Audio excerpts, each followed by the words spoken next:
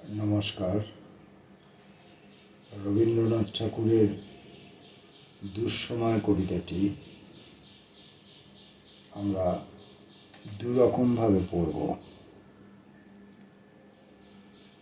আমি মনে করুন কবিতাটি আমি প্রথম পড়ছি, অথবা ধরে নিন, যদিও এটা সম্ভব নয়, আমার দ্বারা হবে না, কারোর দ্বারাই হবে না, তবু ধরে নিন যে এই কবিতাটি আমি নিজে লিখছি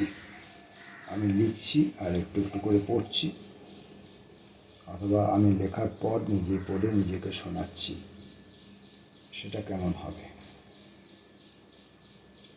রবীন্দ্রনাথ ঠাকুরের দুঃসময়।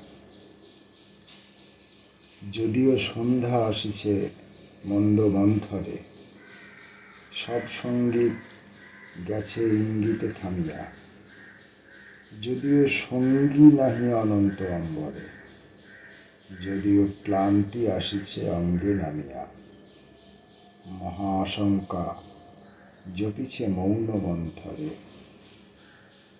দিক দিগন্ত অবগুণ্ঠনে ঢাকা,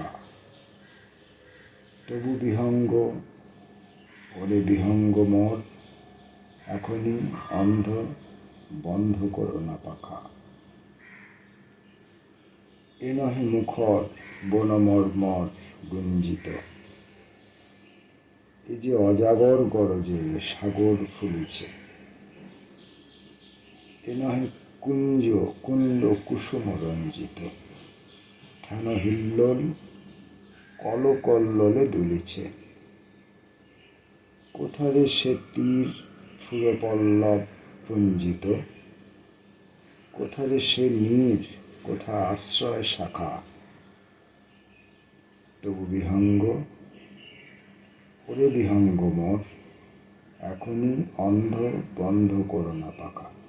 এই যে পড়ছি, এখনই অন্ধ বন্ধ করো না পাখা, এটা পাংচুয়েশন অনুযায়ী এখনের পর কমা, অন্ধের পর কমা, বন্ধ করো না পাখা, দুটো পূর্ণচ্ছেদ, ডবল পূর্ণচ্ছেদ, এই যে সিঙ্গল পূর্ণচ্ছেদ এবং দুটি পূর্ণচ্ছেদ, এটির ব্যবহারও রবীন্দ্রনাথ করেছেন এই কবিতায়, যেটা আগে পয়ারে করা হতো।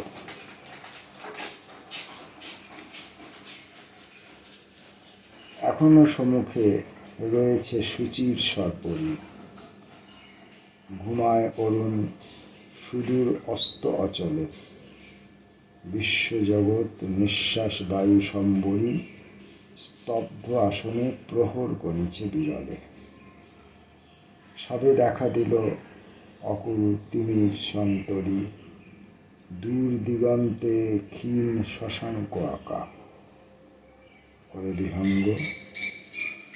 বিহঙ্গ মোর, এখনই অন্ধ বন্ধ করো না পাখা। ঊর্ধ্ব আকাশে তারাগুলি মেলি অঙ্গুলি, ইঙ্গিত করি তোমা পানে আছে চাহিয়া, নিম্নে গভীর অধীর মরণ উচ্ছবি, শত তরঙ্গে তোমা পানে উঠে থাইয়া, বহুদূর তীরে কারা ডাকে বাঁধি অঞ্জলি, এসো এসো সুরে করুণ মিনতি বাঁধা, ওরে বিহঙ্গ মোর, এখনই অন্ধ বন্ধ করো না পাখা। ওরে ভয় নাই,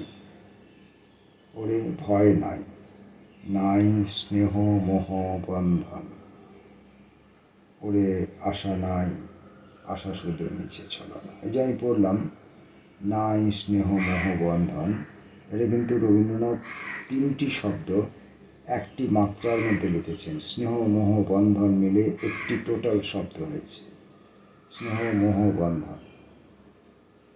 ওরে ভাষা নাই, নাই বৃথা বসে ক্রন্দন, ওরে গৃহ নাই, নাই ফুল সেজ রচনা, আছে শুধু পাখা, আছে মহানভ অঙ্গন, মহাকাশব্যাপী উঠোন, মহানভ অঙ্গন, উষা দিশাহারা তিমির নিবিড় তিমির আঁকা, নিবিড় তিমির আঁকা, তিনটি শব্দের মাঝে একটি করে হাইফেন আছে। তিনটে শব্দকে একসঙ্গে জুড়ে দেওয়া হয়েছে, কিন্তু এক মাত্রায় লেখা হয়নি। নিবিড় তিমির আঁকা, ওরে বিহঙ্গ, ওরে বিহঙ্গ মোর, এখনই অন্ধ বন্ধ করো না পাখা। এভাবে যদি আমি কবিতাটা পড়ি, আমি নিজে মনে করুন লিখছি, অথবা আমি প্রথম কবিতাটা পড়ছি, প্রত্যেকটা শব্দকে বুঝে নিতে চেষ্টা করছি আস্তে আস্তে, ধীরে সুস্থে। এবার আমাদের ছেলেবেলায় স্কুলে পড়তাম, তখন এই কবিতার অনেক শব্দেরই অর্থ বুঝতাম না, আর কবিতার অর্থ বোঝা তো অনেক দূরের কথা। তো 25শে বৈশাখ উপলক্ষে আমাদের এক শিক্ষিকা অন্নপূর্ণা আইচ, আমরা তখন বেসিক স্কুলে অর্থাৎ প্রাইমারিতে পড়াশোনা করি, তো তখন তিনি আমাকে এই কবিতাটি আবৃত্তি করার জন্য শিখিয়েছিলেন। যদিও আমি আবৃত্তিকার হতে পারিনি, তথাপি সেই সময় তিনি আমাকে যে শিখিয়েছিলেন, শেখানোর চেষ্টা করেছিলেন, আমি যতটুকু রপ্ত করতে পেরেছিলাম সেটা আমার আজও আমার স্মৃতিতে যতটুকু মনে আছে, সেই হিসাবে আমি এই দুঃসময় কবিতাটি আরেকবার পড়ব।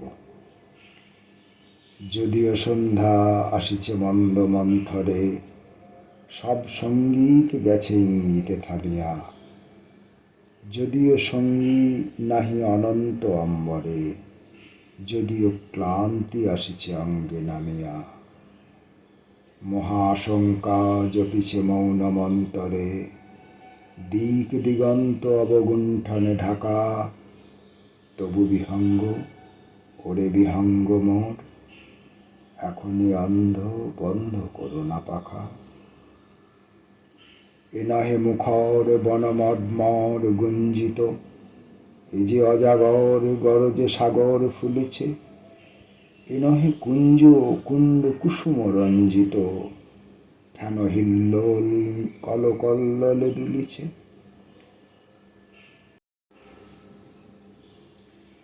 কোথারে সে তীর ফুল পল্লব পুঞ্জিত, কোথারে সে নীর, কোথা আশ্রয় শাখা, তবু বিহঙ্গ, ওরে বিহঙ্গ মোর, এখনই অন্ধ বন্ধ করো না পাখা।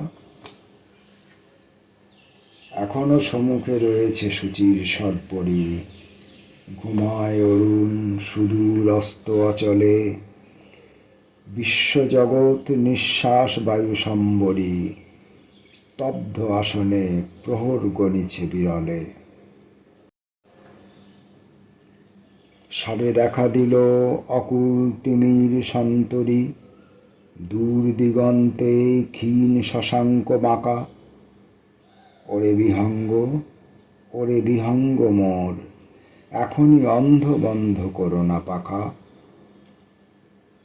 ঊর্ধ্ব আকাশে তারাগুলি মেলি অঙ্গুলি, ইঙ্গিত করি তোমা পানে আছে চাহিয়া, নিম্নে গভীর অধীর মরণ উচ্ছলি, শত তরঙ্গে তোমা পানে উঠে ধাইয়া। বহু দূর তীরে কারা ডাকে বাঁধি অঞ্জলি, এসো এসো সুরে করুণ মিনতি মাখা, ওরে বিহঙ্গ, ওরে বিহঙ্গ মোর, এখনই অন্ধ বন্ধ করো না পাখা। ওরে ভয় নাই নাই স্নেহ মোহ বন্ধন, ওরে আশা নাই, আশা শুধু মিছে ছলনা, ওরে ভাষা নাই নাই বৃথা বসে ক্রন্দন, ওরে গৃহ নাই নাই ফুল সেজ রচনা, আছে শুধু পাখা, আছে মহানভ অঙ্গন, উষা দিশাহারা নিবিড় তিমির আঁকা, ওরে বিহঙ্গ, ওরে বিহঙ্গ মোর, এখনই অন্ধ বন্ধ করো না পাখা। আমি যেটুকু শিখেছিলাম আর তার থেকে যেটুকু আমি ধরে রাখতে পেরেছি আমার সামর্থ্য অনুযায়ী, সেইটুকু এইভাবে পড়লাম। কিন্তু এটা যদি আরেকজন বাচিক শিল্পীকে শোনানো যায় যিনি আবৃত্তি করেন, বা অন্য কোনো দক্ষ আবৃত্তিকারের কণ্ঠে যদি এই কবিতাটি শোনেন, তাহলে এটি আরও বেশি সুরেলা হয়ে উঠবে, আরও বেশি আবেদন মুখর হয়ে উঠবে, আরও বেশি হৃদয়গাহী হয়ে উঠবে। তো এই ছিল আজকের রবীন্দ্রনাথের দুঃসময় কবিতাটিকে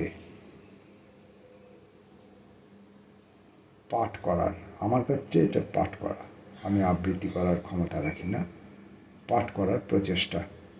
নমস্কার।